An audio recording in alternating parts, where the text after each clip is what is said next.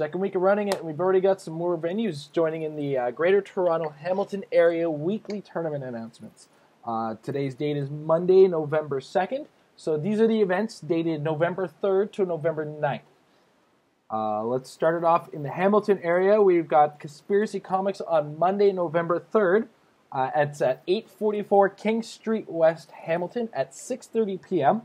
They're running a 500-point Modern Age tournament subtitled, "It Was a Dark and Stormy Night." So, at the beginning of each turn, roll a d6 on a result of 1 to 3. Treat all non-blocking terrain as hindering terrain for line of fire purposes. I guess this makes it all spooky at night time because it's harder to hit. Characters that have range values greater than 6 have range values of 6 instead. And range values can't be modified to a value more than 6. Powers, abilities, and effects able to affect characters more than 6 squares away affect characters only 6 squares away. They're covering all the bases on it. You have a 6 square range when it's night time. On a result of 4 to 6, all characters can use improved targeting, ignore hindering. The cost to enter this tournament is $5, or it's going to be free. If a minimum of 4 players attend, there will be a required fee to pay to increase the amount of prizes. The prizes for this tournament are, we have 2 Frankencastles from Amazing Spider-Man, 1 Ragnarok Suture, and based on the attendance, you're going to get that extra participation prizing as well. So, that sounds like an awesome event. Rory's going to be running that. Good people over there at Conspiracy Comic Books. Conspiracy Comics. Comic Books. That was silly. Next up, we have 401 Games at 518 Yonge Street, Toronto at 6:30 p.m. on Tuesday, November 4th. We have a Golden Age 1,000-point tournament, 5 action maximum. I actually remember there was a back in the time where 1,000 points, you needed to limit the actions. Anyway, you're not allowed battlefield conditions or feats, no battlefields, feats, and feats are allowed on uncarded colossals only. Very specific on that one. You need to bring a theme team for this one. Your resources, you kind of have to convince them on this one. They are requiring thematic resources on this one.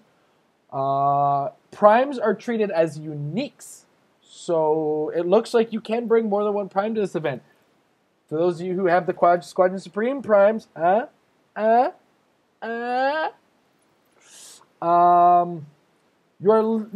you're allowed to play 1 entity unless you play all 9.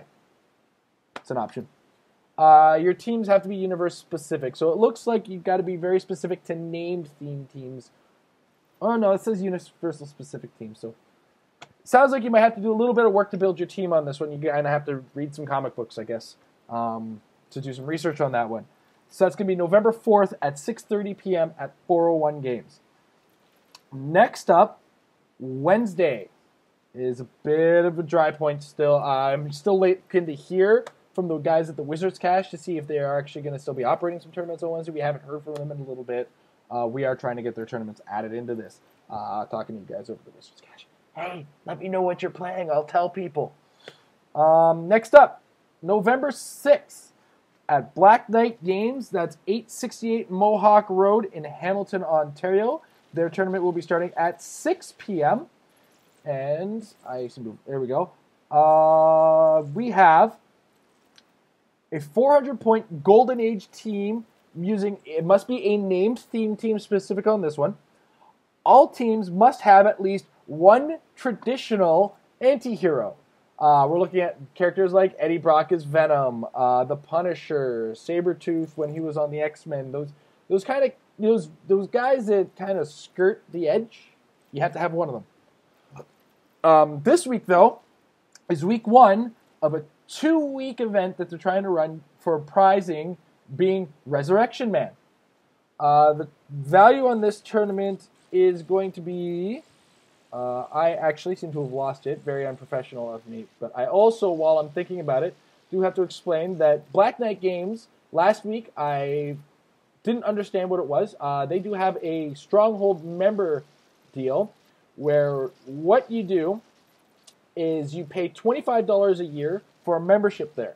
Now that $25 will get you certain discounts in the store, including events, things like that, discounts on snacks, drinks, entry fees into tournaments. There's also a rewards program involved in that. Every $5 you spend, your points go towards a total. The total then leads to discounts on store merchandise. So there you go. There's a pretty neat event, or pretty neat idea if you want to go be a regular at Black Knight Games. I haven't had a chance to get to the venue myself, but I've heard really good things about it. So there's that to be said about it. And I believe I got to double check the pricing on this tournament, and we will move on to the next tournament. The price on this one is, there we go. Not listed. Generally, the price at Black Knight Games is $5 for non-stronghold, $4 for stronghold. Don't quote me on that. I would suggest getting in touch with Brad McLeod, the judge over at Black Knight Games, or asking at the venue itself if you happen to get a chance to figure that out. So, moving right along, that was November 6th. Next up, November 7th. November 7th being the Friday, we have a store that actually runs on Friday. They are new to the second week here on the channel. We are going to have Chaos Collectibles in Markham, Ontario at 3636 Steeles Avenue East at 6 p.m. They are running their War of Light Month 6. They actually are going to be running two of them. So this one's going to be running November 7th. I will give you a heads up on the one that they do plan running later. It is a sealed event. It's one booster of War of Light Wave 1, one booster of War of Light Wave 2. They actually still have the boosters, which is pretty awesome to have their hands on. The buy-in on this one, the entry fee is $38. Your participation batteries are allowed. Your participation constructs are allowed. So the ones that you got for entering into the tournament, and I'm going to also assume that the scenario pack, shield, and green ring is valid or is legal in the tournament. And of course, they're going to be running the normal tournament. They do have two Necrons to be given away with the two tournaments that they are running. And it's not just so the event point winner, of course, is going to get themselves a Necron. But there is going to be a raffle for those who've also been involved in the tournaments.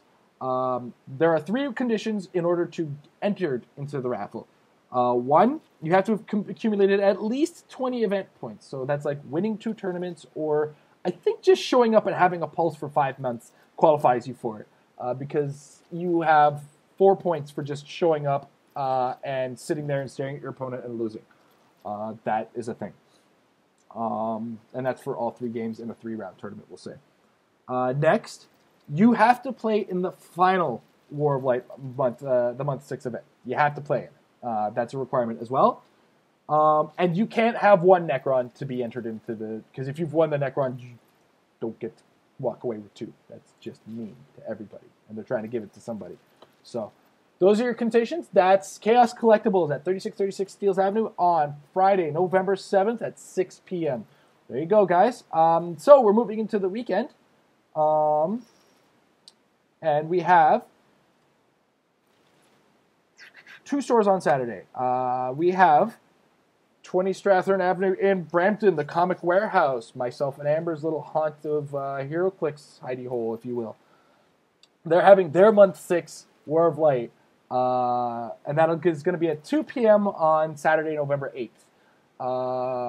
I have a feeling I know the guy who's getting the Necron. Very attractive young man. I said he's not shaving this month. I don't know what's up with that. But there is still the chance to get Carol Ferris, and I do know that they still have packs. They will have limited space with regards to those who might want Wave 1 boosters. So if you're up for coming up on month 6 and playing for Carol Ferris, come on over. We'll have you over there as well. And of course, it's gonna be Carol Ferris for first place, second place in Fellowship. Next up, we have the Comic Pile in Toronto. That's 254 Augusta Avenue in Kensington Market in downtown Toronto. Also at 2 p.m. So if you're not willing to go all the way to the Comic Warehouse, we have the Comic Pile down there.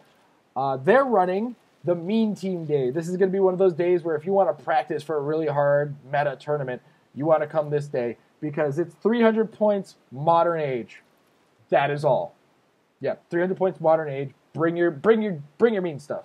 It's very specifically titled Mean Teams. So it's 2 p.m. November 8th at 254 Augusta Avenue, the Comic Pile. Moving into Sunday, Comic Book Addiction on November 9th. Now, originally November 9th, those of you familiar with the store, they had planned their Flash release event. Because of the delay in the Flash event, they've actually switched to, I believe it was originally their November 23rd event. So I kind of copy-pasted this from the solicit that they gave me in their email, so bear with me here. It is a 500-point Golden Age constructed tournament, one-on-one, 3-round tournament. After 3 full turns by each player, an anti-monitor wall, that's a lot of anti-monitors. An antimatter wall appears on all the squares at the outer edge of the map. After every 3 full turns taken by both players after this, the antimatter wall expands inwards one more square on all sides. Any object, whether indestructible or not, terrain marker, character, or other game element occupying fully or partially any square of the antimatter wall anytime is instantly destroyed, KO'd, and removed from the game. Antimatter squares are to be treated as not legal squares for targeting or movement purposes. You can't end your movement in them, you can't blow them up, nothing. But any character knocked back into it will be KO'd. Might be a good day to bring your impact beams.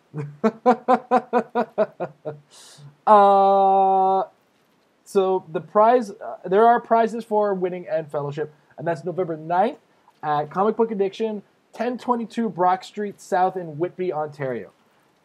That's your listings this week for the Greater Toronto Hamilton area. We are still willing to accept any other out of Greater Toronto Hamilton area in Ontario. We are trying to collect other provinces' store areas in the States. If you think of a lot of stores in a specific state, we will try to put together either a show or a segment for them. We've already got I've already heard from one person about 2 stores in Saskatchewan. If we can get some more information coming in from Saskatchewan, I wouldn't mind adding Saskatchewan as an extra element to the show. In the meantime, guys, thank you very much for your listings, and thank you very much for watching. This has been another week in What's Going On in Heroclix in GTAJ.